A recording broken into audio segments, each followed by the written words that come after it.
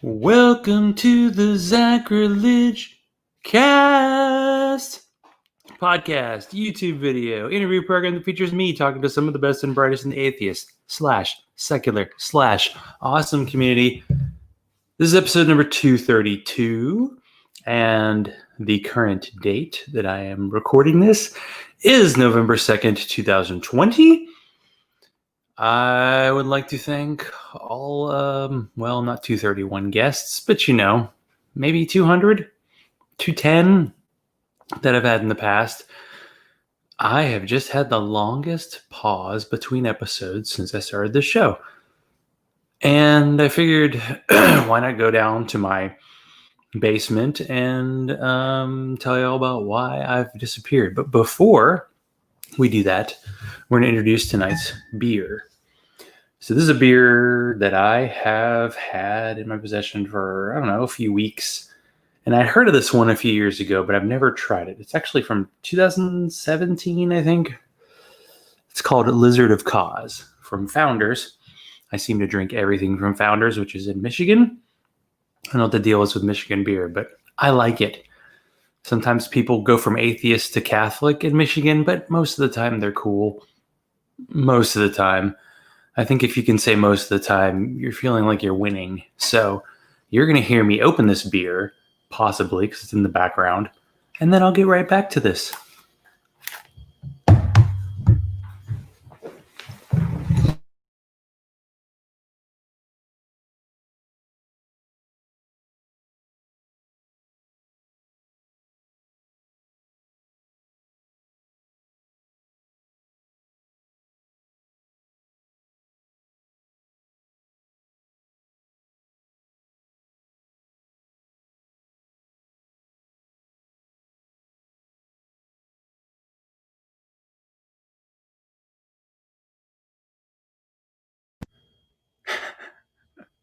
Apparently, my microphone cut out, so I don't even think you heard that. All right, let's try it again. Yeah, default audio. That's the best quality audio, is the default audio when you're using StreamYard. I don't even know how long it's been.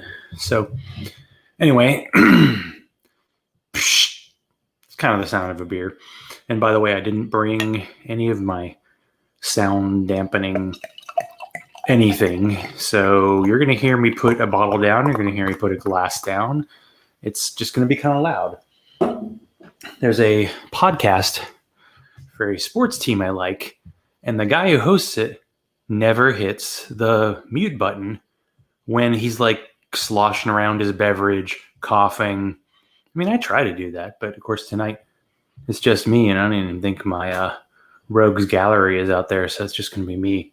So what is Lizard of Cause? It's Imperial Stout brewed with blueberries, chocolate, and vanilla, aged in bourbon barrels. What do you say? I'm drinking a beer with bourbon in it? God, I cannot believe it. I mean, I'm hoping this is good, but at the same time, I'm going to have to put it over here. At the same time, this is a rarity in beer today, a bomber. An actual real bomber, not a 500 milliliter cop-out. This is the size of a wine bottle. The size of about 2 bottles of normal beer.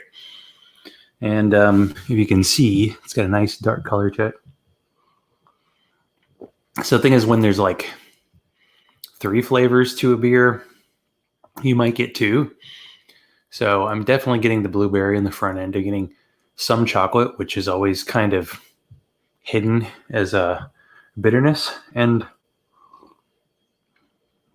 let me see. A little bit of vanilla. I don't know. It's like sometimes, when a beer has like salt in it, like a salted caramel beer. And I know Deborah just gagged herself hearing that sentence. Sometimes the salt is just extreme bitterness. And speaking of extreme bitterness, we have an election tomorrow. I decided to do this tonight. My wife does coaching because she's trying to become a coach, although she has a full-time job. So we'll see how that all goes. She does coaching on Monday nights. with fellow wannabes. So I figured I'd do a show. Why have I disappeared for the last 2 months? Well, sometimes when you do a podcast and you interview people and you have no idea why anyone would ever say yes to agree to be in a podcast that, despite having 232 episodes, still has yet to really hit. Although, from what I hear, I think most podcasts average maybe 100, fewer than 100 downloads. And honestly, I've never really cared that much. I've just thought it would be fun to talk to some of the quote-unquote heroes. At the beginning of this podcast, I actually thought, there really was a thing called heroes that you should have. Now, at this point in my life, that definitely seems like something you should not have. But at the same time, some people who I've talked to and still, to this day, have shown heroic qualities. And I think that's a good thing. So here we are, in my case, about 8 months into working from home.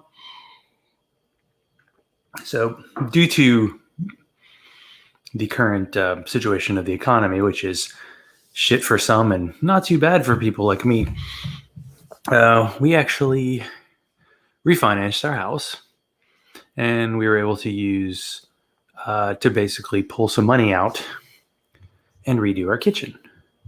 So for the past 4 weeks, we've had various contractors coming in and out of our house.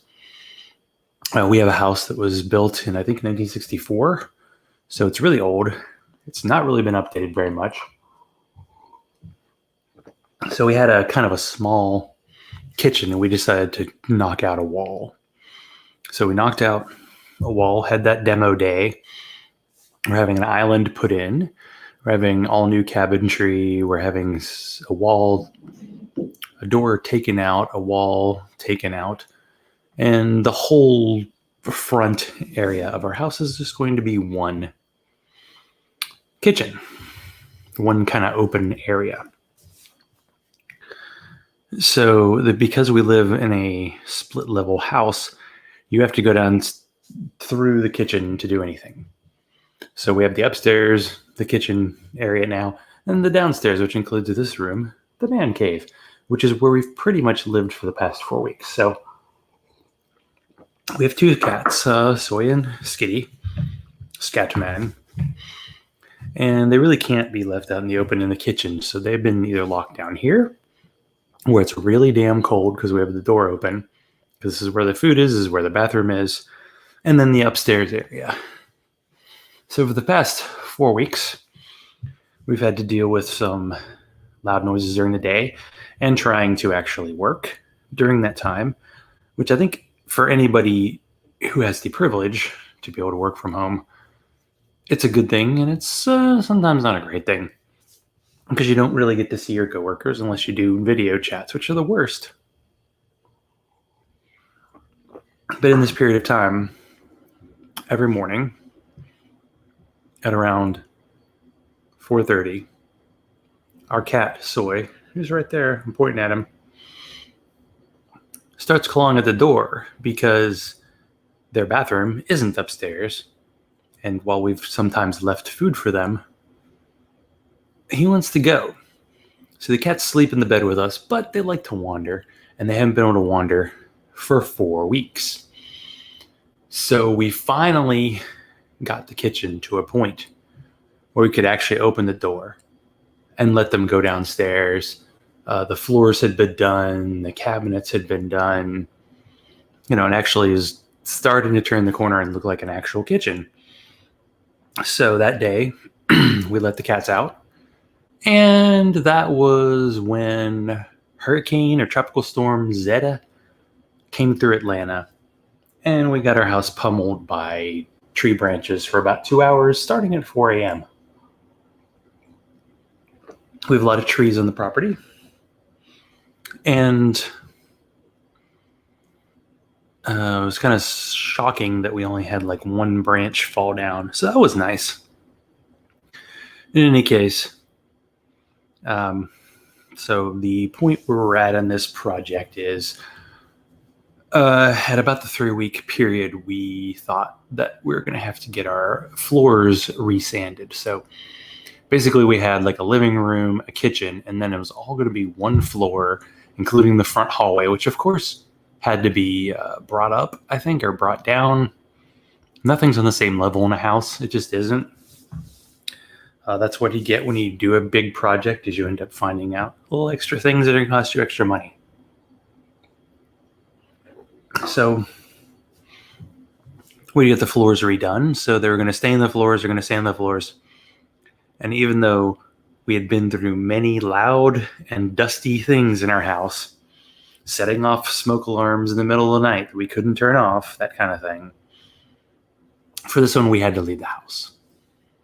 So we had to travel to Chattanooga. We got a hotel where our cats could stay. And by the way, in their entire lives, our cats have only left the house like twice ever to visit the vet. And the things went so badly with the vet that they have really been not invited back. The cats are so bad at the vet, they have to be sedated to just get like weighed. They are demon cats when it comes to people besides us.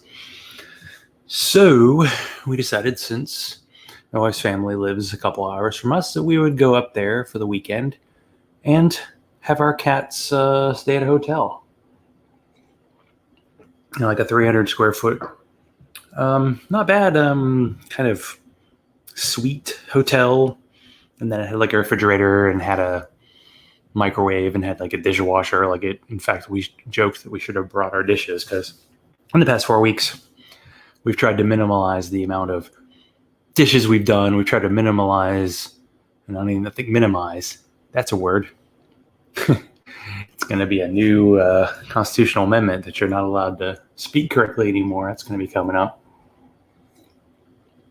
Anyway, so we traveled up there, and we were really worried how the cats would do, because we haven't been in carriers for a while, and they've never been outside the state of Georgia. But they actually behaved pretty well. We spent most of one day away from the room and came back, and they were just hiding under the bed. They were totally fine.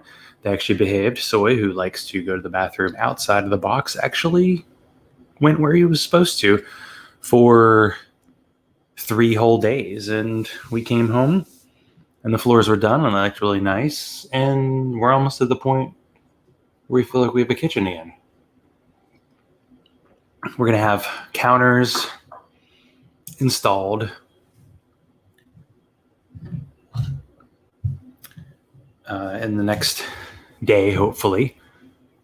I know, election day. Someone's working on election day? That's crazy. And then we have to get, backsplash. I have to get appliances and electrical and plumbing. So, yeah. I feel like I need to rattle a glass to just feel like I'm really doing a podcast. So for the most part, that's been our life. And I just have not had, I lost my momentum. And the momentum is just me constantly asking people to be on the show. And if you've noticed, if you know you're a constant listener to the show, you know that over the past few months, I've tended to bring on people that I've had on before, which initially I considered kind of lazy. And now I realize, wow, people actually change their mind over time. People actually have new things to say. People have new podcasts. People have new stuff going on in the world. So it's never a bad thing. And there are actually some guests that I've only had on once that I'd really like to have on again. Plus, there are a decent number of people that I would like to never have on again. That's just the nature of a show business, as it were. It's been a trying time for everybody. So in the 8 months that I've been home, I've been working a lot. There's like a good hour and a half a day that used to be commute, and now I'm just home all day. I think I've put maybe 1,000 miles total in my car since I've been home. I don't get out very much. Usually it's grocery shopping and beer shopping. But the job was really stressing me out.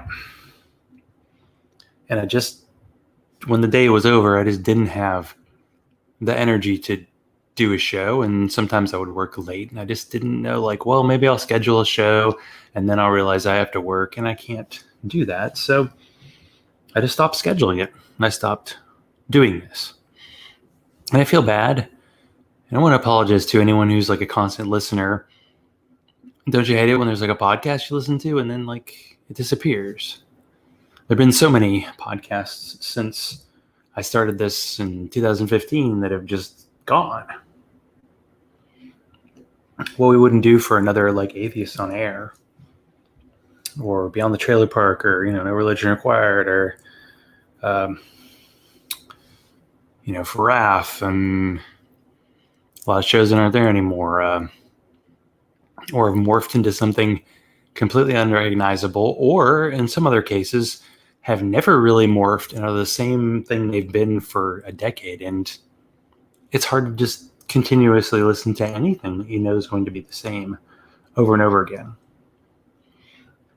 So that's probably why I wanted to do the interview format, because I'm not going to have segments. I'm just going to have somebody on.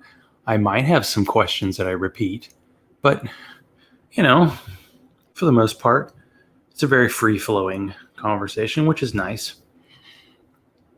But in the past 8 months, two strange things have happened. So everybody's heard of the freshman 15. People put on weight when they go to college because there's just food available all the time. I guess depending on your college situation, your mileage may vary. My cat may be behind me. Let me see if I move the camera over. There's Skitty. Anyway, so in this period of time, I've lost about 20 pounds. And the last time I went to see the doctor, my cholesterol was really high last year, has dropped significantly. In fact, my triglycerides were through the roof, and now they're normal. So I'm thank you, COVID, for making me stressed out and not eating as much. It's been very odd in that way. Another thing that's started is I'm taking an antidepressant. So when I saw the doctor for my annual physical, I just said I was feeling a little depressed. So she prescribed me a pill, which I could not pronounce if I tried. And I've been taking it for about a month. And it's definitely evened things out. The only downside, and sounds like our heater has turned off, so there's not as much ambient background noise. One side effect is it's made me actually a little less focused, which is hard to believe. It's tough to focus on things when you're at home and you're working, and I'm not getting someone looking over my shoulder all the time. I'm just get your work done and you're fine. So I'm not sure if this is something that's going to continue. I think I might just take the 3 months I have of it and then let it go, but we'll see. We'll see how I feel. You have to give a lot of things in life time. During this period of time, I got a new prescription for glasses, and when they came in, every time I've gotten glasses, they just perfectly, you can see, it's when I first got glasses, I don't know, I had this assumption. It was like my mom, who had never had glasses in her life, but eventually had to give in and get them. I was like, I'm never going to need glasses. I have great vision like my mom. And that turns out, wow, I really can't see things in the distance. And then when I got glasses, I'm like, wow, that's really makes a lot of difference. And then this prescription I got from this company, it was blurry as hell. It was progressive. So it's like, oh, I'm getting older. I need these more advanced prescriptions. But I think something got screwed up. So I wasn't able to see very well, and I had to send them back. And man, this is a lot less interesting than when I get to interview somebody, isn't it? One thing I've noticed kind of just cascading through the community. And I don't really listen to that many atheist podcasts. I listen to some. I was listening to Paulogia on YouTube, and I actually reached out to him and got him to respond, but didn't get him to actually agree to be on the show. I always find those anti kind of creationist type videos really intriguing, because to hear about the real history of how the church got to exist and then how apologetics work is just fascinating, but it's not fascinating forever. But one thing I constantly hear is, and this does happen with a lot of content creators, is you talk about atheism, you talk about not believing in God. How long can you really keep that going? Like, you can be like scathing atheist and do 400 shows, God bless them, literally. But it is hard to go back to the same story over and over again. But you can tell, based on how America is right now, that's a message that's not getting through. And that's a message that needs to keep going out. How do you think the evangelicals have taken over our politics? They've been working on this for 60 years or 40 to 60 years. And now they can get presidents to switch their religious affiliation so they will get their guaranteed vote. And that just doesn't happen with the atheist community. There's just no unifying theory. There's no, okay, we want to achieve this for the greater good, therefore we're going to bring on these allies who may disagree with us on 90% of things, but we want to achieve this thing, so we'll work together with other groups. And I think it does exist. I think most liberal Christians and us kind of agree on most everything. But it's become this evangelical lie factory. And some of the anti-woke people, guess where you're getting your ideas from? This is something I wrote down a few weeks ago, was the whole concept of, do we have any original ideas? Are any of the opinions I have actually unique to me, or are they just things I've parroted from other people? And it's kind of frightening to see how many think tanks are basically telling people how to think who don't agree with them at all, but they make the easy argument. I mean, that's the whole push toward kind of the Trumpism, is that he can say whatever he wants. He can make stuff up. And I don't even know if he knows he's lying all the time. But because the answers are easy, people take them.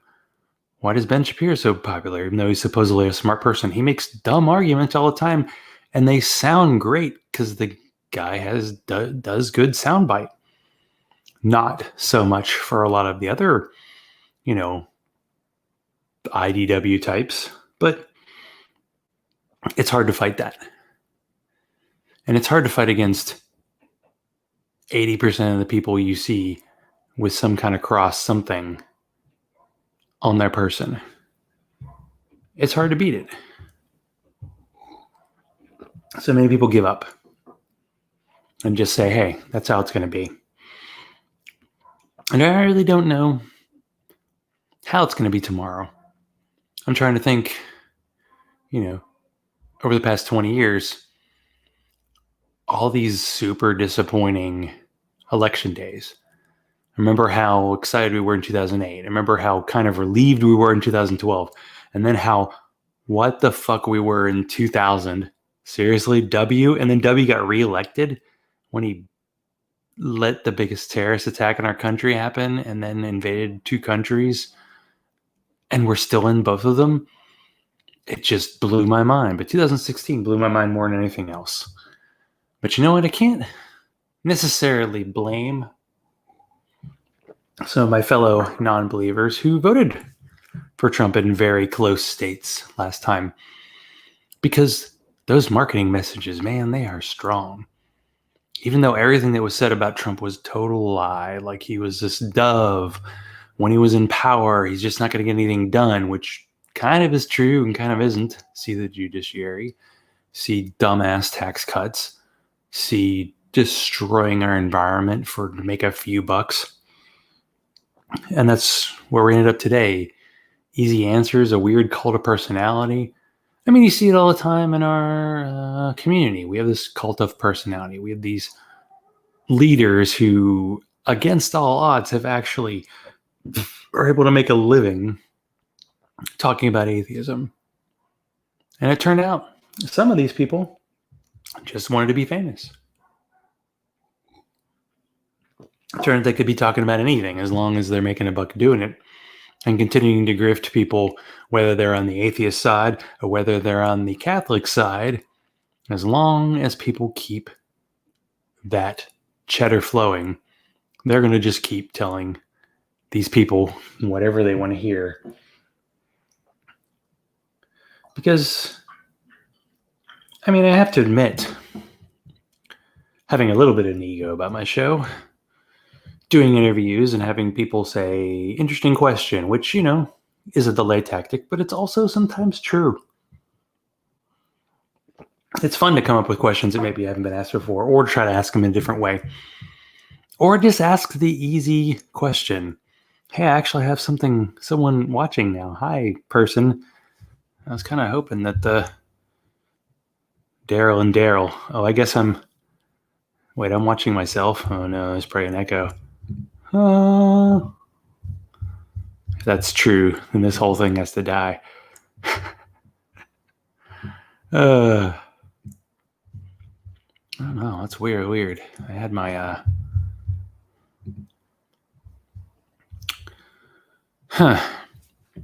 I don't know. 27 minutes in, and I'm starting to feel a little tuckered. I think it's. I don't know. I have one potential guest, and I should reach out. How am I watching myself? This is so weird. It's like I have to find, making all this extra noise. Huh. That's really strange. Seems like it shows up that I'm watching myself, which is just strange. I don't know what else to say, because it seems like everything's leading up to a big Trump loss tomorrow, but it's also leading to so many people helping him continue to be terrible and helping him hide votes. Like, they're trying to get rid of 100,000 votes in Texas, in basically like Houston area, which is very Democrat.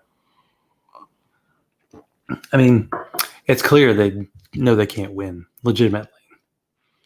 They didn't win legitimately last time. All the people who I thought were sane and got crazy in the Glenn Greenwald, Matt Taibbi way, making everything into a Russian hoax, and then oddly being a status quo warrior, like somebody who had been seemingly on the side of the quote unquote people, and then just turned. But this is something I've said a lot during my time in general of being whatever this is I actually connect more with the people who have kind of lost their minds over the last few years over the people who have seemingly stayed sane. Because when you think about it, about what's going on in our community, in our world, why am I sane right now? And am I sane enough? I mean, I went to therapy. This is something I'm trying as well. And the therapist kept saying that I was functional. And I'm like, So even when it comes to being kind of stressed, being kind of depressed, I'm still functional. Like, I can still pass, it's like white male privilege. Like, I can pass as whatever I want to be, and I get to get away with things. I get to work at a pretty good job, making a pretty good salary. And there's so many people who have lost their jobs and are living paycheck to paycheck. And it's just sad to see where we are and where a lot of people are and how much people are struggling and how much people are hurting right now. I want to be able to help, but I'm just not going to be that kind of like, hey, follow me, I have all the answers. Because I don't. All I know is the next person that I'm going to interview. Well, actually, I don't know that right now.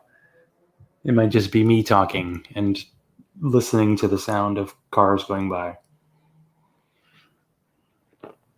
And, being a nice sound for my cats. I feel like my voice has already gone away and I've only been talking for 30 minutes. I might cut this off because I don't know if I have anything major to talk about at the moment. Anything else?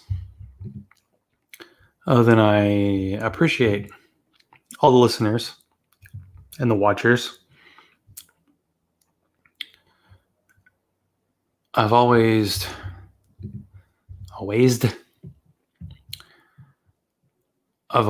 admired people that can do this better than I can. And sometimes I get frustrated when I feel like I do better than people who have audiences 10, 20, 100,000, 200,000 times higher. Joe Rogan, goddamn. Anyway, but that's just the nature of the world. No matter how we set up our world, it's going to be unfair. And occasionally it's going to be unfair in your favor. And occasionally it's going to be unfair against you. So you just have to kind of roll with it. And sometimes you have to say, fuck it, I don't care. Regarding a lot of things that used to piss me off, now it doesn't bother me as much. And I worry that I don't have these things that I'm so super passionate about anymore. Used to be super passionate about atheist podcasts. Don't really listen to those anymore. Used to be super passionate about the sports teams I follow. Now, I can take it or leave it. I tend to take it more than leave it, but it doesn't ruin my life when my sports team doesn't do well, because I've chosen sports teams that often don't do well. So, the highs and lows tend to be kind of in the middle. But I want to have passions. I want to have things that I'm excited about. And I want to keep doing the off-the-cuff kind of tweeting I do on my Zachrilege Twitter account. I'm going to keep doing that. I don't post as much to the Zachrilege Cast Facebook page because I just don't listen to a ton of stuff lately. I think I had an episode of Behind the Bastards that was interesting. There's like a two-parter about Jordan Peterson. Talk about someone who's lost their mind and maybe never had to begin with. Because if you decide that you're a super logical person and then you're like, Christianity, that's where it's at. Yeah, you might not have studied too much for the test. But hey, people are going to succeed and fail at this thing. And I'll always consider it a success because I think my first measure of success was I ended up with more episodes than Barroom Atheist had. Then I ended up with more episodes than No Religion Required had. Shows that I admired and had diehard fan bases. It's not easy to do this. Even when you do it as irregularly as I have, because I initially had a goal to do a show a week, and I would probably have to do a show a day for the rest of the year to top that. It's probably not happening. But I've enjoyed the Atheist Happy Hour. I might need to try to bring that back. I might need to consider the guests and how they mesh together a little better, because I think I just had random people on. And anytime you get beyond 1 to 2 guests, it gets a little tricky. And there's a little thing called chemistry that's there or it isn't. So with that in mind, I'm going to stop. I'm not going to go for the 45 minutes that I try to do with my interviews. I think getting to 35 is pretty solid. So thank you to all listeners. Thank you to the Patreons. I haven't charged Patreons since, April. And I'm not going to start now, but I am going to do a hit it and quit it. Don't do the intro outro stuff. Don't have to come up with stupid space filler sounds where I occasionally get in trouble because I've used copyrighted works when I thought I could do it, but not always. So thank you for listening. Thank you for watching. My cats are as interested as I think the rest of the world is in my content. But I'd like to at least come around maybe once or twice a month and maybe have some guests on. There are definitely some interesting people out there that need their voices to be amplified. So if I can do that, I'd love to do that.